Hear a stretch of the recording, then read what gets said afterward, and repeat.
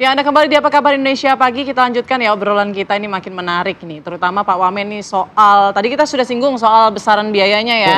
Kira-kira bonusnya berapa tuh? Kalau tadi informasi yang beredar tuh sekitar 500.000 per ojol begitu ya. Dikalikan 250.000 ojol aktif. Nah kira-kira berapa tuh Rivi? Ada udah sekitar 125 M begitu ya. Dana yang akan diterima oleh para ojek online Itu angka ini. besar, Put. Nah tapi apakah memang sesuai dengan informasi yang beredar 500.000 atau mungkin bisa lebih, atau ini hitung-hitungannya apakah sudah dibahas sebelumnya dengan aplikator? Ya, saya tidak mau bicara tentang besarannya ya.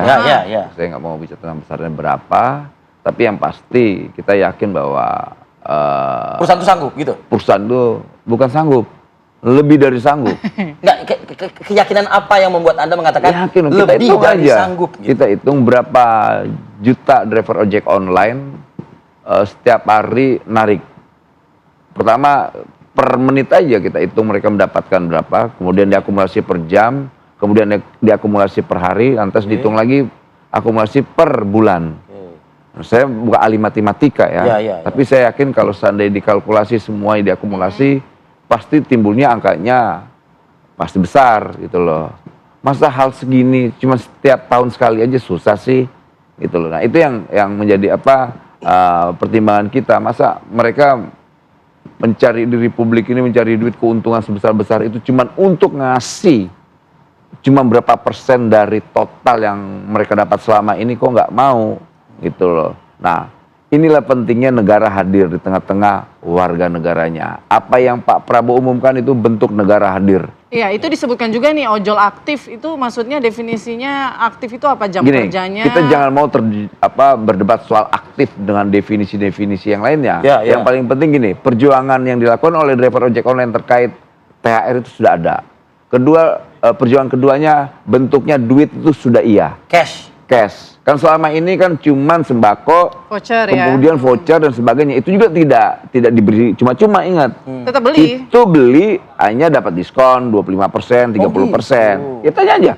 Gitu, tanya per aplikator itu. Dan itu kan kita nggak mungkin kita Dan dikasihnya di hari H katanya tadi. Nah, kayak begitulah. Dan kawan-kawan driver ojek online kan tidak percaya apa yang sudah kita lakukan ini.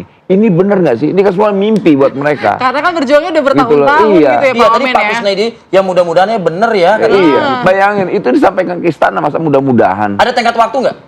Kan 7 hari, 7 hari kita Setelah kasih. kemarin Iya. di istana itu? Iya, 7 hari, sebelum sebelum ya? lebaran. Oke. Gitu, jadi harus ada cair tuh THR itu. Oke. Itu hal yang nggak mungkin, betul. Oke. Pak Wamen, kalau tadi kita lihat di istana begitu ya, ada sejumlah pihak juga ya, mitra selain Pak Yasserli, Menteri Tenaga Kerja, juga ada Menteri Perhubungan juga, tapi Komdiji kita tidak lihat ya, Tidak lihat. Mbak Mutia ya. Nah tadi sebagaimana yang Mas Umam tadi sampaikan Pak Wamen, ini di komunikasi koordinasi lintas kementerian ini udah berjalan atau belum nih gitu loh? Ya berjalan lah. Kita berjalan, kita komunikasi jelasin. Walaupun ada beberapa penolakan ya. Nah itu. Beberapa penolakan, tapi nggak apa-apa lah. Sekarang Sekian puluh tahun Kemenhub itu nggak. yang nolak itu udah perintah presiden tuh. Itu saya anggap perintah presiden. Kalau mereka nolak ya sudah. Karena memang mereka punya dasar kali menolak ya. Ya undang-undang yang tadi Mas Umam sebut. Tuh, nggak apa-apa. Yang paling penting kewajiban kita sebagai di Kementerian Tenagakerjaan memperjuangkan hak-hak mereka terkait THR itu. Jangan sampai semua orang bicara tentang THR ada entitas lain ketika mau menghadapi Lebaran, kok nggak ada. Ini kan persoalan psikologis. Misal kayak gini, bapaknya bekerja, anaknya di rumah, ayah beli celana dong ayah gitu loh. Dikasih sembako minyak goreng, gimana caranya? Lantas istrinya misalnya, ayah beli daging dong, tetangga kita masak tuh, masa dikasih beras? Nah, kita mau nanti berupa uang kan bisa digunakan. Dimanfaatkan. Anaknya minta baju, dibeliin baju. Istrinya minta beli opor ayam, dibeliin daging ayam supaya dijadiin opor gitu. Ini penting sekali gitu lah. Ini kenapa saya berkali-kali bahwa negara sifatnya memaksa. Yaitu tadi disampaikan Pak Prabowo. Mas Umam harus dipatuhi apa yang disampaikan Pak Prabowo. Mau apapun itu koordinasi dengan kementerian, kalau misalnya masih juga bersikeras, faktanya Pak Presiden kemarin sudah bicara. Itu sebagai sinyal juga nggak sih sebetulnya untuk kementerian-kementerian lain beresin nih terkait dengan transportasi daring? Iya, betul sekali Mas Arief. Konteksnya memang kalau misal sudah Presiden take over, maka kemudian sudah menjadi keputusan yang barangkali sudah tidak bisa diganggu-gugat oleh level kementerian ya. Meskipun tentu itu masih memungkinkan untuk di-challenge oleh legislatif. Karena basis regulasi yang berjalan selama ini itu adalah undang-undang. Maka kemudian ketika kemudian belum ada aturan yang legal formal diberlakukan, maka kemudian dari pihak otoritas driver ya, aplikasi ya, itu memungkinkan untuk kemudian melakukan challenge. Tapi sekali lagi, ini kan konteksnya kan bagaimana komunikasi tripartit tadi itu. Kalau sudah kemudian menghasilkan sebuah komitmen, maka kemudian harus dilaksanakan. Meskipun ini tugas lanjutan dari Pak Wamen dan teman-teman ya. Masih ada tugas lagi ya? Bagaimanapun juga tadi disampaikan, poin evaluasi dan monitoring itu sangat penting. Karena di atas panggung itu belum tentu kemudian terrealisasi di lapangan. Dan kemudian ini kan konteksnya kan bukan semata-mata prinsip perlindungan, tetapi juga prinsip keadilan. Nah, termasuk misalnya ini narasinya narasi dalam situasi Ramadan, menjelang Lebaran, maka termasuk bukan hanya teman-teman ojek online yang muslim, yang non-muslim juga harus dipikirkan. Betul. Karena bagaimanapun juga ini juga prinsip keadilan tadi. Meskipun kalau misal dari sisi angka, saya pikir ini basis asumsi, tentu nanti bisa dievaluasi dari kalkulasi matematis ekonomisnya.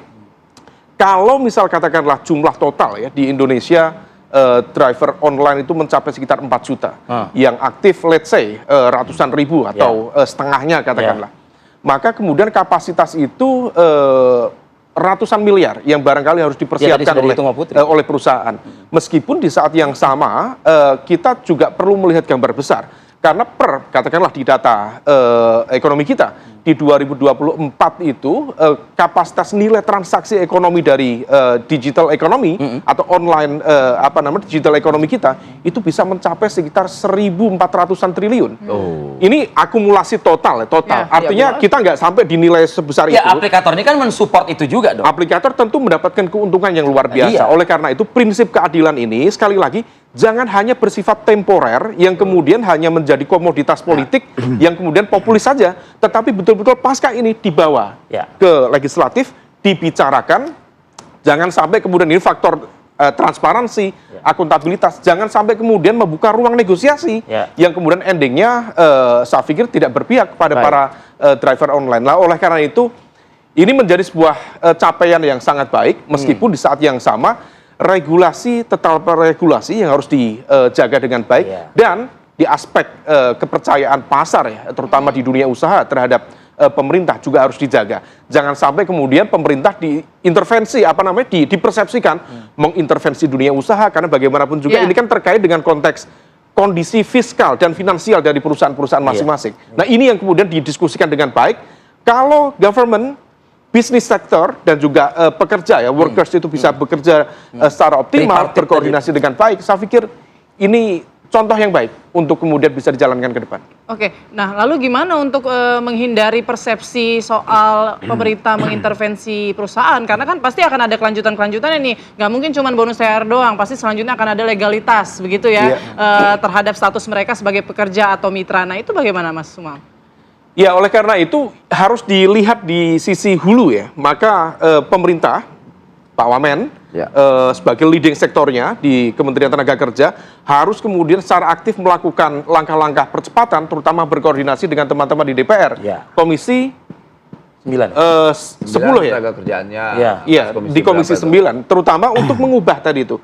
Undang-undang terkait dengan ekonomi digital, bagaimana kemudian meletakkan cantolan itu, kemudian di bawahnya itu ada PP, kalau nggak salah itu PP nomor 64 tahun 2020, itu terkait dengan konteks tadi itu ya, konteks transportasi online kalau tidak salah.